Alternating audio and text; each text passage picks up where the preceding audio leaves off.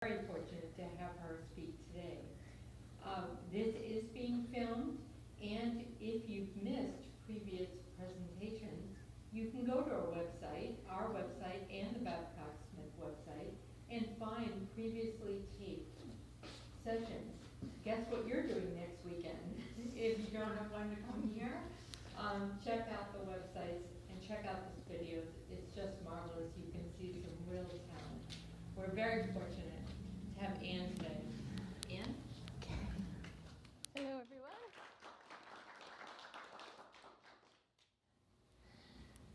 Again, welcome. Some of you are old friends, some of you are new faces, but in any event, we welcome you.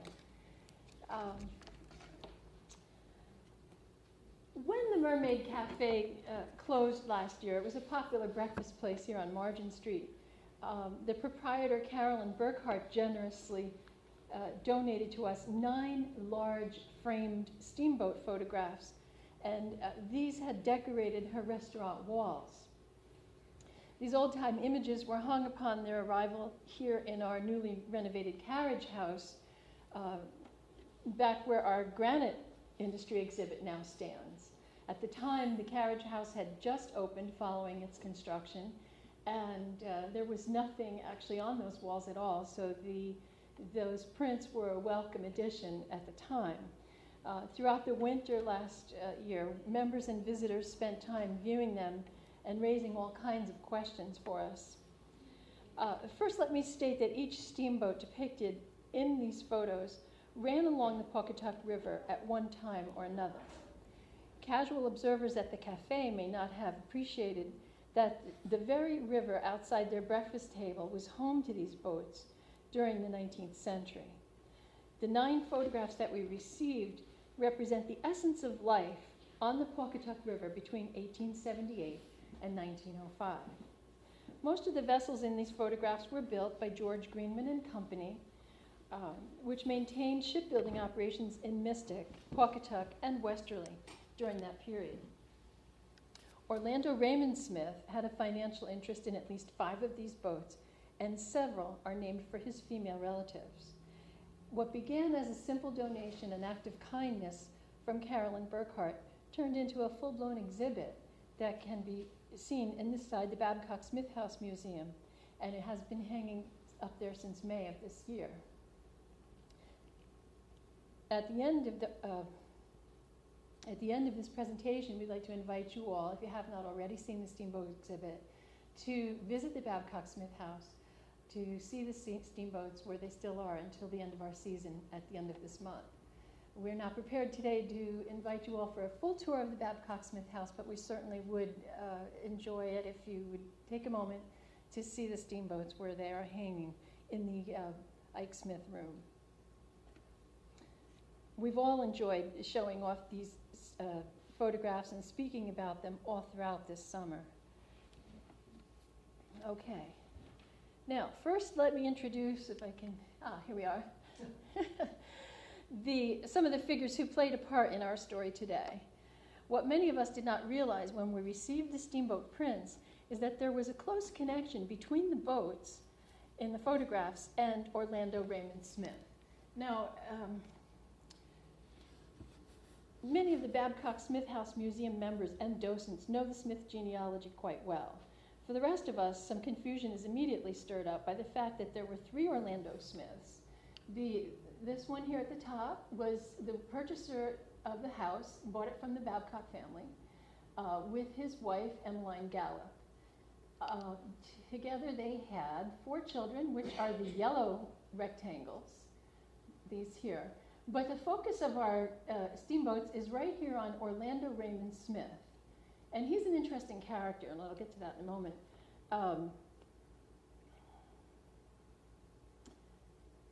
And this is by no means a complete genealogy chart. It's just kind of a down and dirty thing that I've done to put things a little bit in perspective. I just needed really to understand who was who in this story about our wonderful steamboats. The great thing, well, there's a lot of great things about Orlando Smith, but one of the most curious things is that he had 3 wives.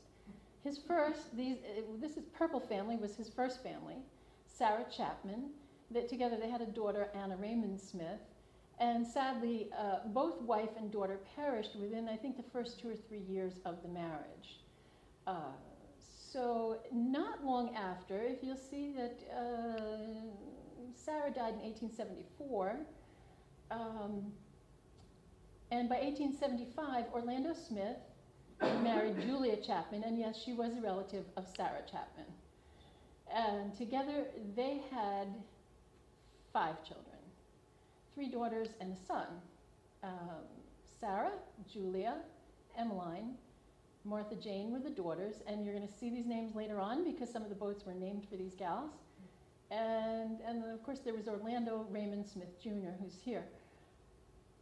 But Julia Chapman also passed away, and he married Jenny Jewel Chapman, who I believe was a niece of the first 2 Chapman gals. Okay, so he had a purple family, a green family, and his last family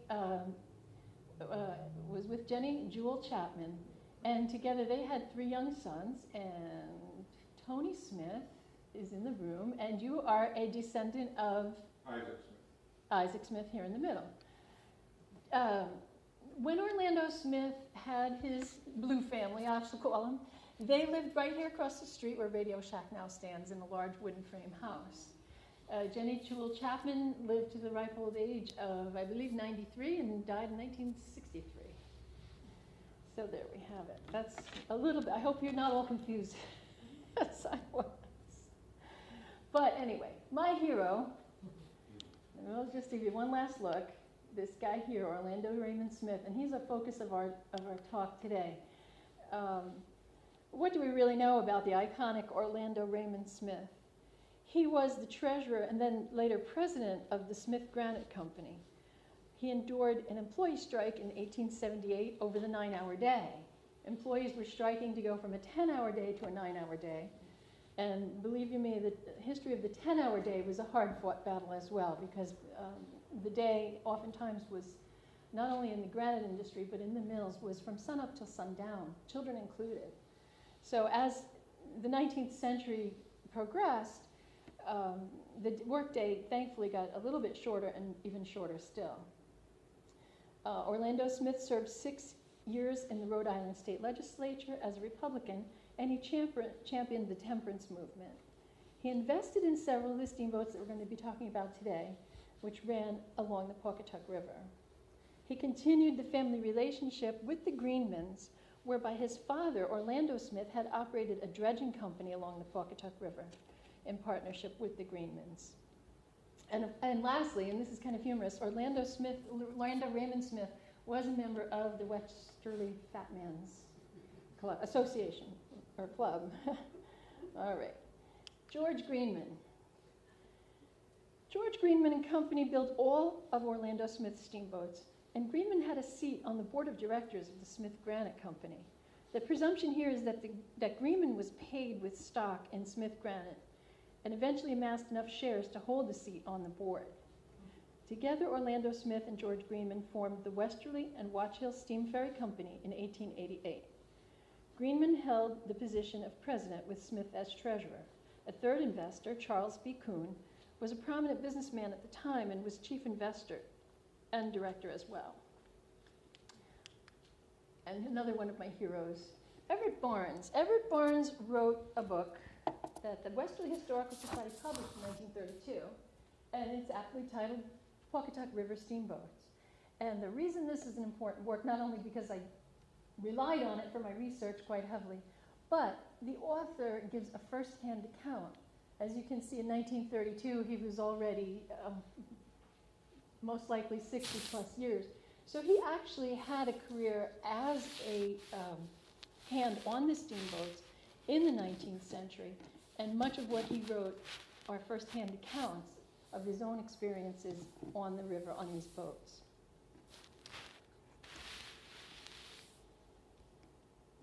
Okay. Oh, just to not to detract or slow us down too much, but the forward of the book, and here's the picture that I scanned for you on the slide, talks about our children, our children's children, and so on. And I thought, how little did he know that we really would be here 85 years later talking about the steamboat still, so that we can maybe learn a little bit and indeed pass this information on to our children.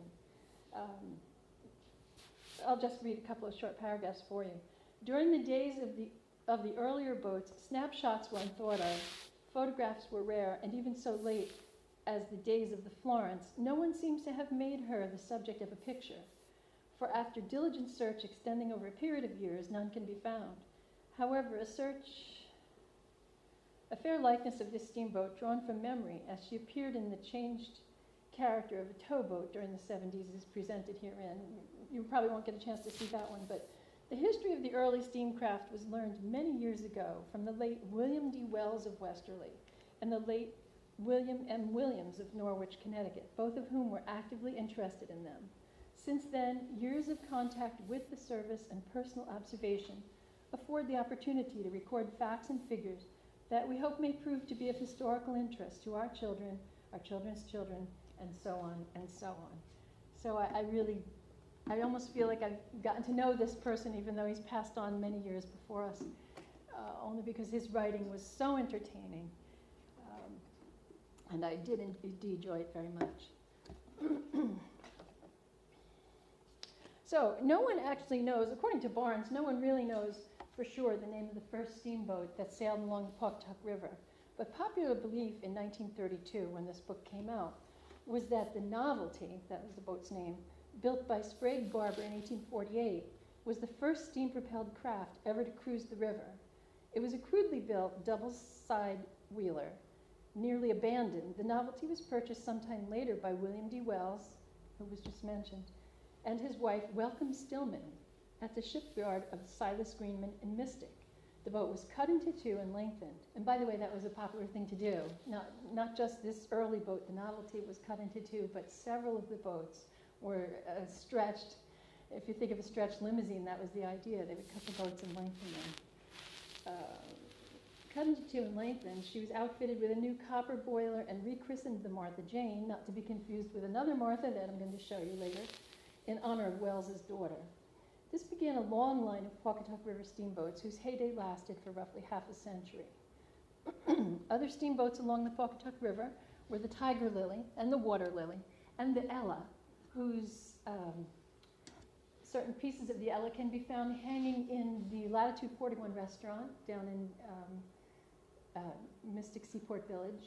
I believe the restaurant is also better known to many of you as the Seaman's Inn, as it was called before it was renamed Latitude 41. We'll talk a little bit about the Ella in a little while.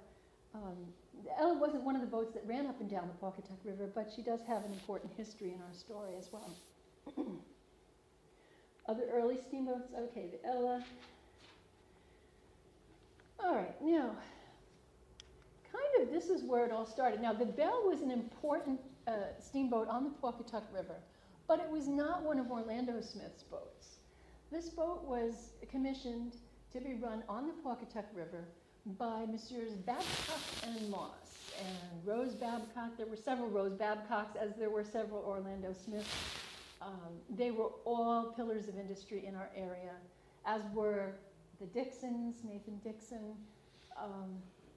You'll find by researching the 19th century history that the Babcocks, the Dixons, all these folks were either in the state assembly or were on the boards of our local banks or were captains of industry either in the mills or in the granite industry. So, and this is taken right from the book. I scanned it in for you. She was built actually in Delaware, so it's, even though she has quite a history, she was not one of the Greenman boats. But I will spend a little bit of time telling you about the Belle because I'd be remiss if I didn't include at least a few facts about her in our talk today. And I really do need to go over her only because I wouldn't be doing our author any service if I skipped her. He had spent, the author included about 5 or 6 pages just on this one boat. So I thought, okay, folks, important enough to maybe give her some time here today.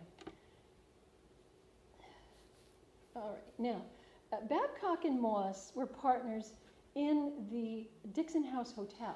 They built the hotel and ran it, and believe that the hotel was only opened about a year before they had the idea of getting a boat as part of the hotel assets to run their guests down to Watch Hill. The boat ran twice per day. If you were a hotel guest, you could get on and go down to Watch Hill for free. It was included with your room rental. If you were not a guest of the hotel, you could still get on the Belle for a mere 40 cents, and that included your round trip. Now, on the boat was delivered on the 4th of July, 1868, and even though we do celebrate the 4th of July quite a bit, it's a lovely national holiday, the 4th of July seemed to have been an even bigger holiday back in the 19th century. It was, in fact, such a big holiday that the local authorities would have trouble controlling drunkenness, firecrackers, mischief. It seems like as if the whole town just kind of went wild for 24 hours whenever it was 4th of July. So in any event, on the 5th of July, the day after the Belle, in 1868, 5th of July, the day after the Belle was delivered here from Delaware, she took all the passengers she could on her down trips to Watch Hill. On the evening trip home, she carried 1,200 persons, and it was standing room only. Many passengers were turned away and found their way home by any means they could. She was built as flat as a scow with a draft of only 28 inches, but was still known to get stuck at the Kenyon sandbar, known as Kenyon's Bar, on trips where the tide was low. And I just wanted to mention about the bars. This dredging company that Orlando Smith's father had started was put into operation partly to help with the shipping of granite and other goods going up and down the river. If the boats were constantly going to get stuck on these sandbars, it certainly wasn't going to help their industry to move along as they would have liked. So the dredging was more a practical thing than anything else. But in any event, Kenyon's Bar seemed to be still quite the hazard. Now fast forward 4 years. There was another notable voyage of the Belle, which occurred on August 30th, 1872, which, if some of you may remember, is the date of the wreck of the Metis. If you were here in the spring and you heard Ann Snowden Johnson's talk about the Watch Hill Lighthouse, she'd spent some time talking about the Metis. But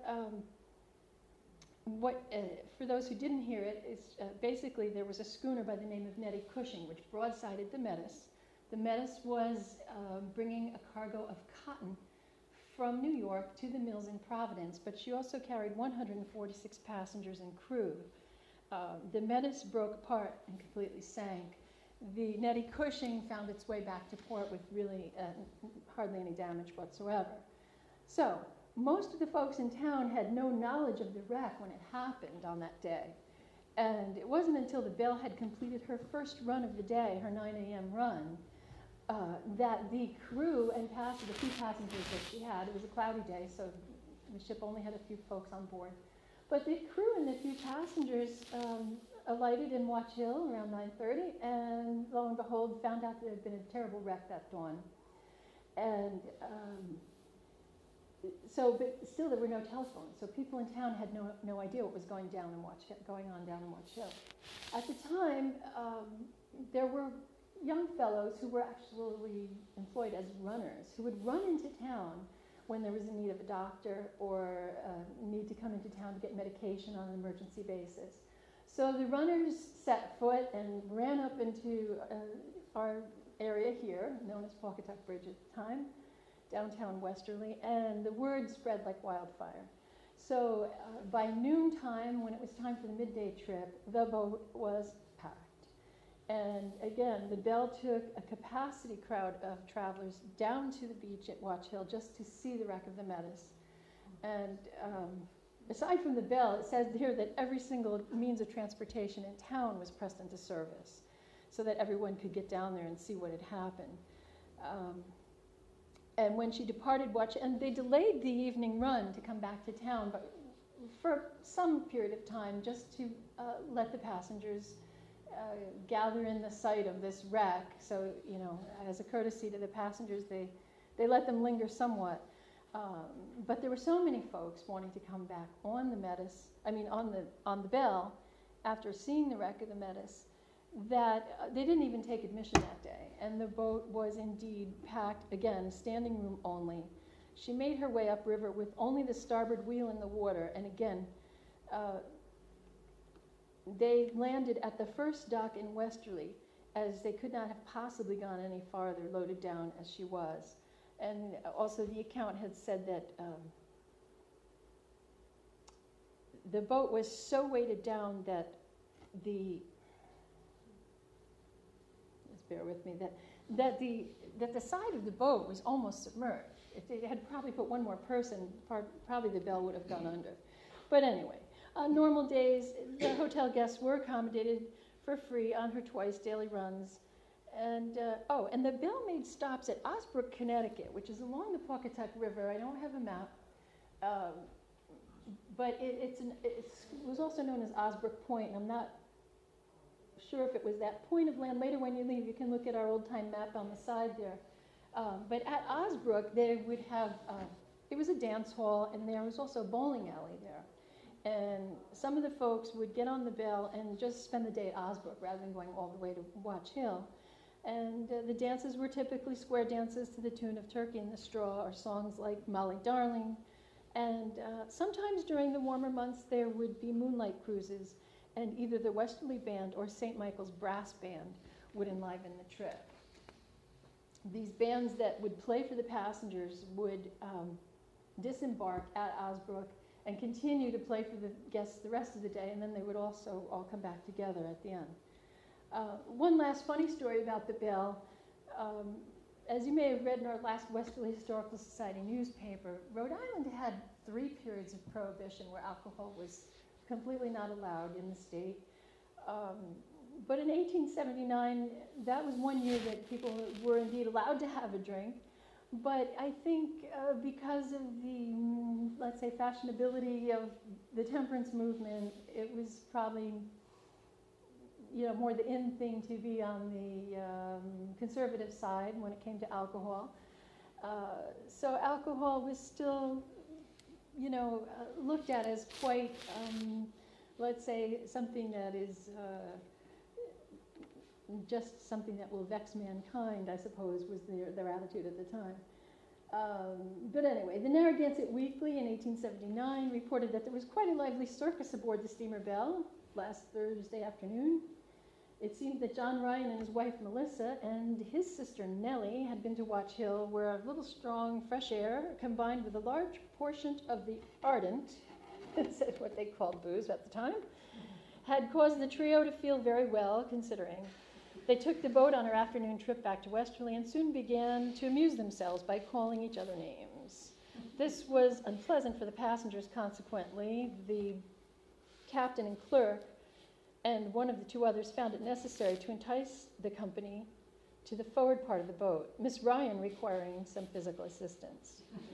When the boat was near Silas Greenman's, the signal for a police officer was blown, and the speed was lessened. And by the way, this is what they would do. The captains, when they had drunken, disorderly persons on board, would sound the whistle 4 times, and that was a signal to the local constable that they were coming in with disorderly persons on board, and to please meet us at the dock.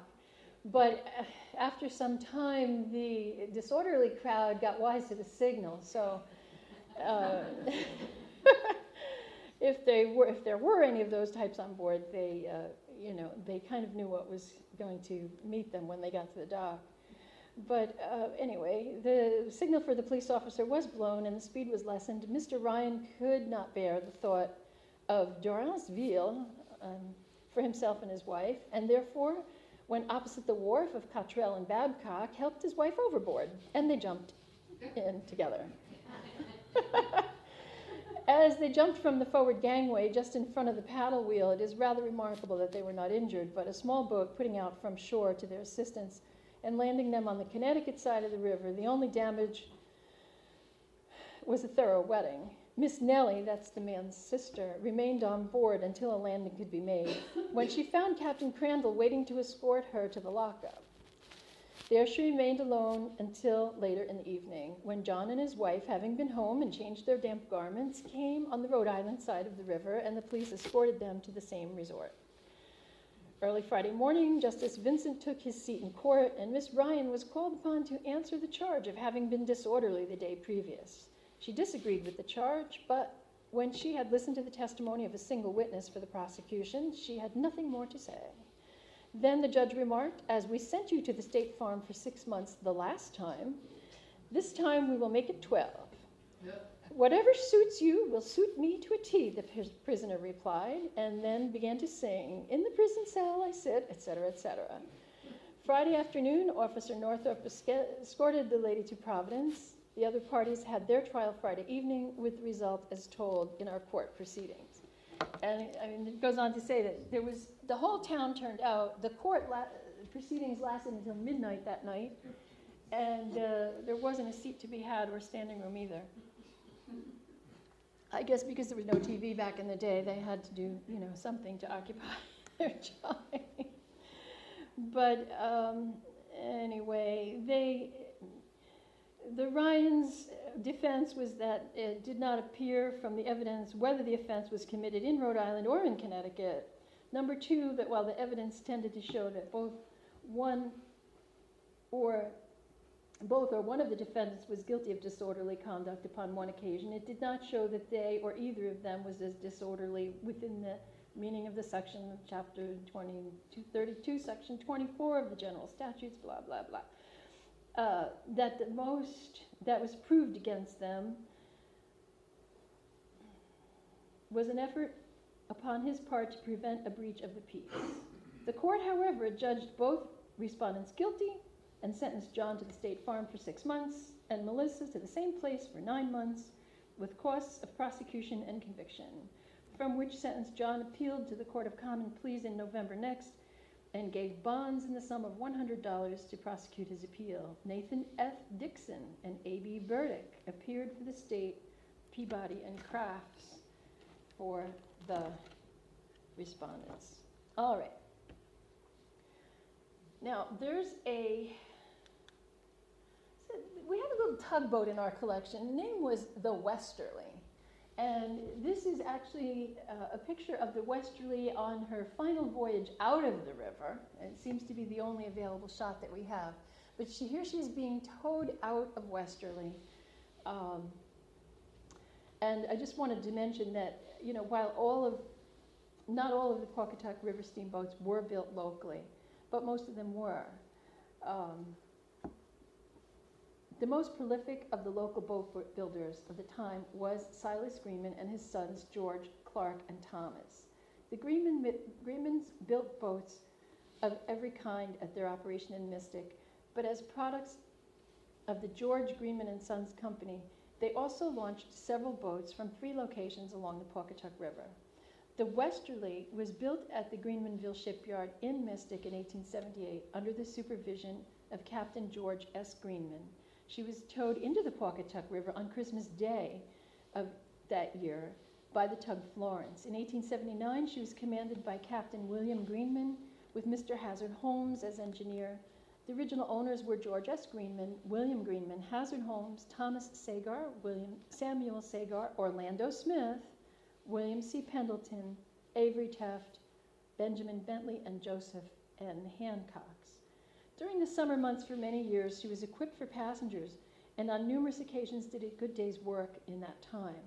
Late in the year of 1897, Captain William retired, and on December 5, Frank H. Robinson became her master, continuing in charge until December 1911. At that time, government inspectors refused to renew her papers unless a large amount of rebuilding and refitting was done. The owners opted to let a new organization assume the service with a stronger and larger tug. Nearly 4 years had passed when in 1915, the Westerly was purchased by some New York people, and they reconditioned the old boat and used her in towing operations up Sound on the Hudson River and the Barge Canal. However, she was abandoned in 1926, and during her later years on the river, her captains were Benjamin F. Sheffield, Frank F. Sheffield, and Patrick H. Mullaney. So, not one of the more glamorous of the boats, but she had a good life, and she served both as a tug and a passenger ship in her day. But okay, as you will recall, Orlando Smith's mother's name was Julia, Orlando Raymond Smith, and he had a daughter, Julia. What's interesting about the Julia, just south of Broad Mechanic Streets in Pawcatuck today is the site of Donahue Park. I'm sure many of you have been there if you've ever gone to water fire on the Pawcatuck River. The serene setting over there belies the bustle of an earlier time when the Wilcox Coal Company loaded tons of fuel onto scows and lighters from that exact location. Just downriver from there was one of the more well-known and older of the river steamboats, was where one of the older river steamboats, the Julia, was built and launched in 1882. Early in 1882, the side-wheeler Julia was completed in time to run the Watch Hill Road in place of the Belle, which had been altered into a coal barge. She was named in honor of the wife of Orlando Raymond Smith, who had a daughter by the same name. The Julia was 117 feet long and 33 feet in width with a beam engine. The Julia continued to serve Watch Hill route until 1883. In 1884, she began daily runs between Westerly, Rhode Island, and Norwich, Connecticut. In 1886, after a large equipment upgrade, the Julia ran between Boston and Nahant, Massachusetts. Now, the funny thing about these boats is that they would, unlike the Belle, which ran for, I think, 13 years, a lot of these boats would be put into service for a year, 2 years along the Pawcatuck, and then they would be sold to another party. Here was the Julia's eventual route. After serving only 1 or 2 years along the Pawcatuck, she was put into service to take people from Boston to Nahant. Nahant is actually a peninsula, although it looks like an island, and quite the same kind of work as bringing people from downtown Westerly into Watch Hill. This is the beach, the Bass Point Beach or Nahant Beach in Massachusetts. And as you can see, it's quite a bit like our own Watch Hill. And so Julia was right at home doing the same kind of work as she had when she was in Rhode Island. But that wasn't the end of the Julia. She was eventually sold to some people in New York City. And this is JFK International Airport. This to the right is the base of Long Island, which lies right to our south. And this little spit of land is Rockaway Point, which is a lot like Navatry Point, and in fact suffered quite a lot of damage during Hurricane Sandy. Many of the homes, if not most of the homes, were leveled. But over here is Canarsie, Brooklyn, right in here. And so the Julia was put into service to bring goods across the bay, just like that, to the folks out on Rockaway Point, so that they wouldn't have to make the longer trip around the back of the bay. Okay. Let's see if we know anything else about the Julia. Yes, Canarsie, New York was...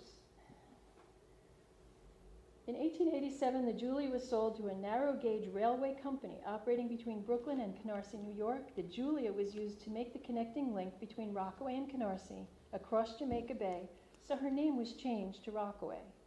While in service along the Pawcatuck, she was commanded by Captain Isaac P. Gavitt. Her engineers were John Wade and James H. Morley. Her pursers were William A. Green and William C. Gavitt. All right. Now, the Sadie, 1884. In late June of 1884, the Sadie, a side-wheeler like the Julia, made her initial trip down the Pawcatuck River. The Sadie was built by Samuel S. Freeman on the same ground where the keel of the Julia was laid. The Sadie was named in honor of Miss Sarah Smith, one of the 4 daughters of Orlando Raymond Smith. Her engine and much of the perfect material salvaged from dismantling the Belle was used in her construction. From a boatman's standpoint, she was a bit cranky, but handsome in appearance. Sadie performed in excellent service on the Pawcatuck River from 1884 to 1887. She was 100 feet long with a 26-foot beam.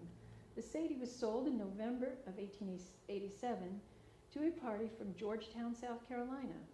In 1898, she was renamed the Calusa and put into service as a mail carrier. She later called Tampa, Florida, and Mobile, Alabama, her home. We have another picture of this Sadie. I like this one because of the reflection on the water. Okay, another one, and this is, I believe, was one of the 9 that we got from the Mermaid Cafe, but I'm not sure if it's in our exhibit. This is the Golden Star in 1887, built by, again, Captain George S. Greenman in 1887. The side-wheeled double-ender Golden Star was launched on March 28, 1888.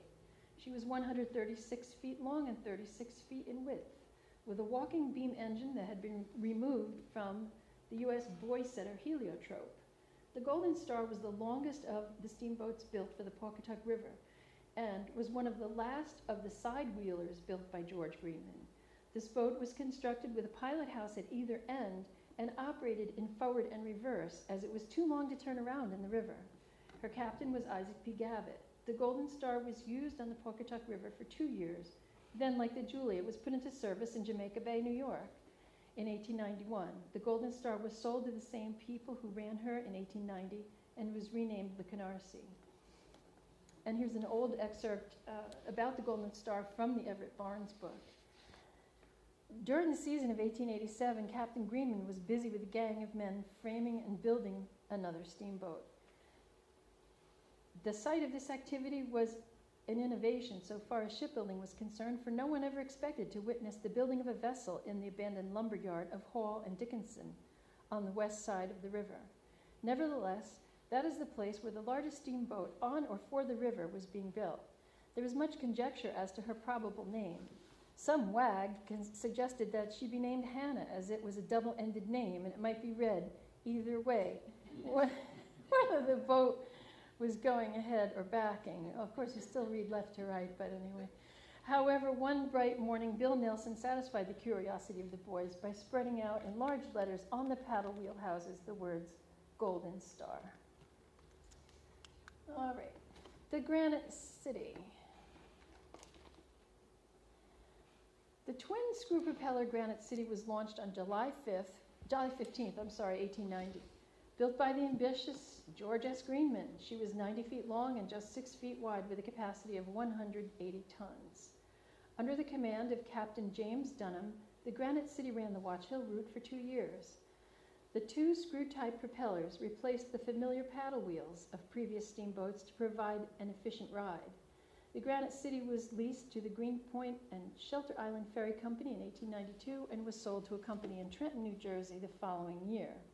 And that is a picture, an old drawing of the twin screw propeller. Well, it's time for another drink of water. As I was learning about the different types of propellers, I was taken a little bit by the idea of a twin screw propeller, or even what is a twin screw? What is a screw propeller? It's based on the idea of the Archimedes screw. If any of you remember from your science classes, the Archimedes screw is a device that is used to propel matter from one end or one place to another, and it's sometimes used to elevate dirt, sand, and coal from the ground into other pieces of equipment. So the screw propeller is an efficient way of moving a boat through the water, as it does move the water in the Archimedes screw fashion. All right. Now, enough of that. The Surf City, a sad story. Built by Captain George Greenman at the Hall and Dickinson Yard. Now, let me back up a little bit. We talked about the boatyard at Donahue Park. The Hall and Dickinson boatyard was on that side, but just a little bit further down. And at least 2 or 3 of the boats were launched right from there. So this one is one of them, the Surf City in 1891. And it was launched in time to take over the Watch Hill Run for the summer of 1891. At 94 feet long, this boat was 4 feet longer than the Granite City and was driven by a single screw propeller. Her beam was 18 feet across. The Surf City continued on the Watch Hill route until under the supervision of Captains Sylvester and Isaac P. Gavitt in 1893. In 1894, she was leased to run between Boston and Nantasket Beach, which is near Hull, Massachusetts. And in 1895, was sold to a party from Boston. On the 4th of July, 1898, the Surf City capsized on the way back to Beverly Harbor when a severe thunderstorm arose quickly and 8 people drowned. The squall hit the Surf City on the port side, and the passengers on the upper deck sought shelter on the starboard side. The combination of the force of the hurricane winds and the extra weight capsized the vessel within seconds. Most of the passengers on the upper deck were thrown into the water. Those on the lower deck attempted to climb up to the port side of the Surf City, which stayed above water because the vessel was resting on the sandbar. Local vessels quickly responded to Captain Dalby's distress whistle, and for the next hour, researchers pulled survivors and victims from the sunken vessel and nearby waters. The next day brought the sad news that 8 of the passengers from the Surf City had died, 5 of them teenagers or young children. After being raised and reconditioned, Surf City's name was changed to Pauline. Later, she was steamed to a southern port and sold. The Blue Book of 1905 listed another name change to Dorothy, with a home port of Brunswick, Georgia. So as you can see, the boats did, in fact, get bought and sold quite a bit. And almost seems like they didn't really stay put for more than a year or 2 in some cases. Okay, the Martha, another one named for a daughter of Orlando Raymond Smith. Nice looking one. I like the look of this one, and just has a very open and pleasant aspect to it, especially with the absence of the side paddle wheel. I think it affords for perhaps better views that way too. This one was constructed on the Pendleton Dock near the intersection of Cross and Main Street. If you ride along the river on Main Street in town, Cross Street comes to a T at the office of the law offices of Priolo, Scungio and Priolo, if you know exactly where that is. Or it's actually straight down Cross Street where we're standing now.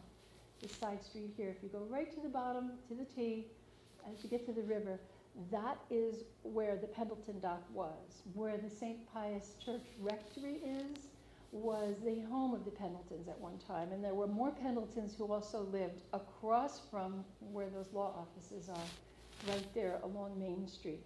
So down here at the end of Cross Street was known as the Pendleton Dock, and for once George Greenman decided to launch a ship from the westerly side of the Pawcatuck River.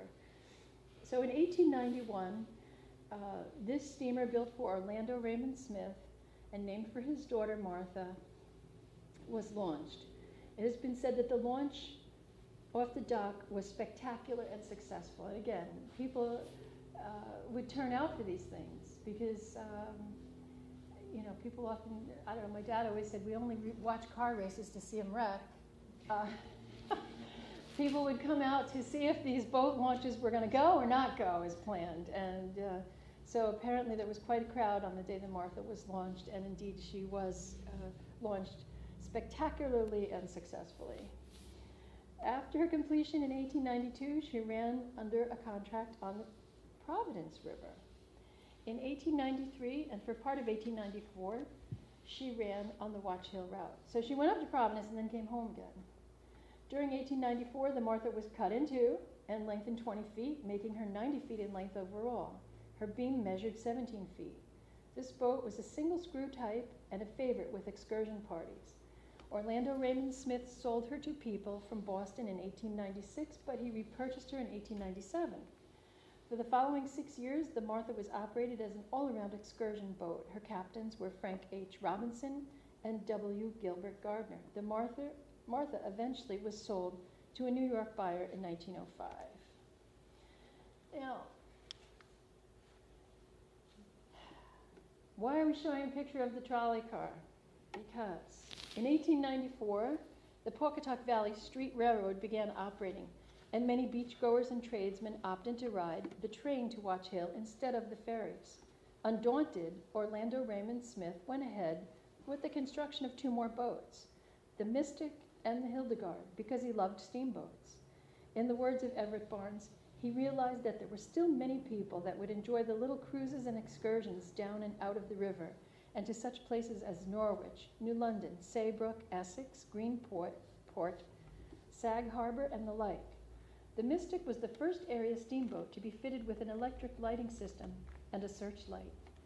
The train, meanwhile, ran every half hour, and the fare was 5 cents cheaper than a ticket aboard the steamboats. In 1925, in the 1925 paper about the early days along the Watch Hill Road, and I suspect that this particular paper was given by a nominee to the Westerly Historical Society. I'll digress a moment. Before the mid-1970s, in order to become a member of the Westerly Historical Society, candidates had to give a presentation, much as the one I'm giving to you today.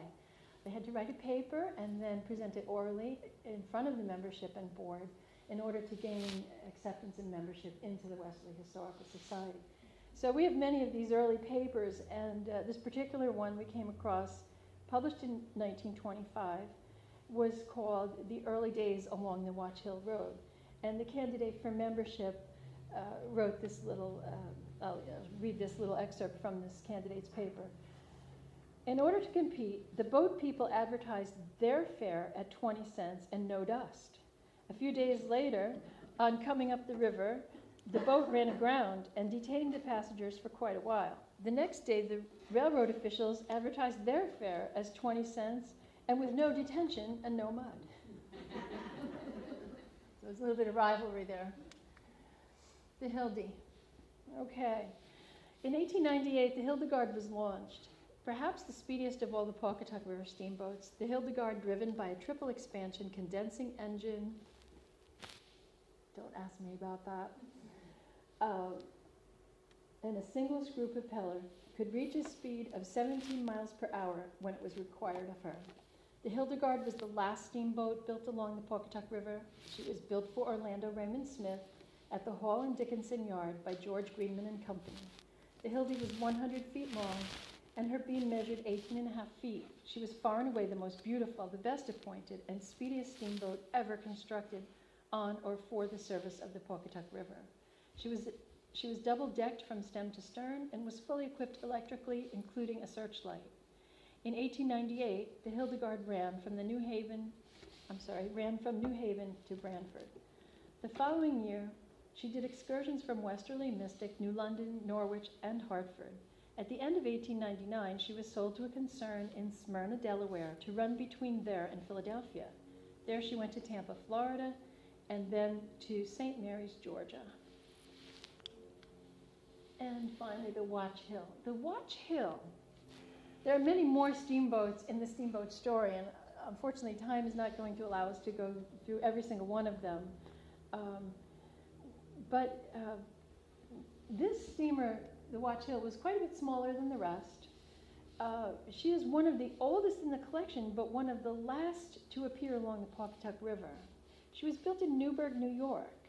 She arrived in Westerly in 1905, and she was purchased by H. Hobart Babcock.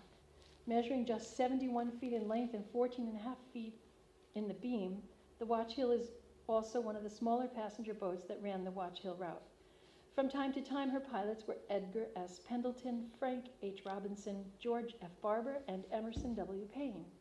H. Hobart Babcock operated her on the Watch Hill route with his son Rose Babcock as pilot until 1913. In 1914, her steam outfit was supplanted with a gasoline twin-screw rig, and later in that year, she was purchased by J. Irving Maxon, who maintained a regular schedule during the seasons of 1915 and 1916. This is a postcard, but this one here, she is along the river, looking kind of forlorn. But again, I do want to say that I think the arrival of the train did a lot to put a damper on the number of people that did take the boats up and down the Pawcatuck River, to the point where instead of being relied on as a regular form of transportation, not just for people who wanted to spend the day at the beach, but a lot of workmen would go up and down the river on these ferries as a means of getting back and forth to work in Watch Hill. But again, with the advent of the train, the boats became smaller, and they were used more for pleasure than anything else, and not so much as commuting.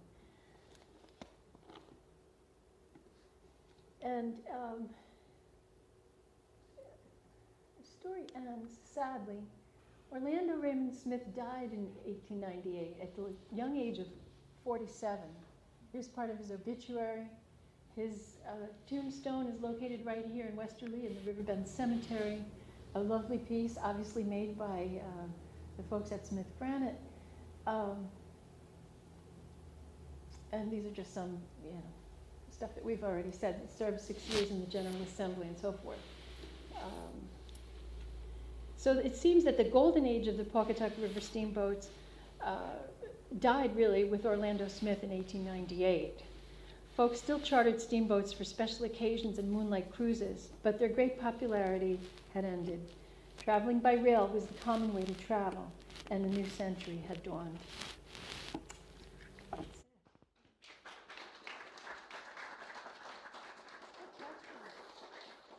Questions, anyone? Anything at all? Yes? You mentioned that these steamboats would take some granite pieces.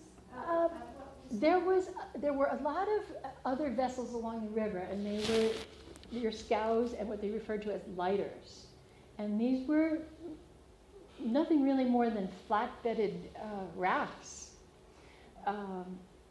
where any number of goods, coal, lumber, granite at times,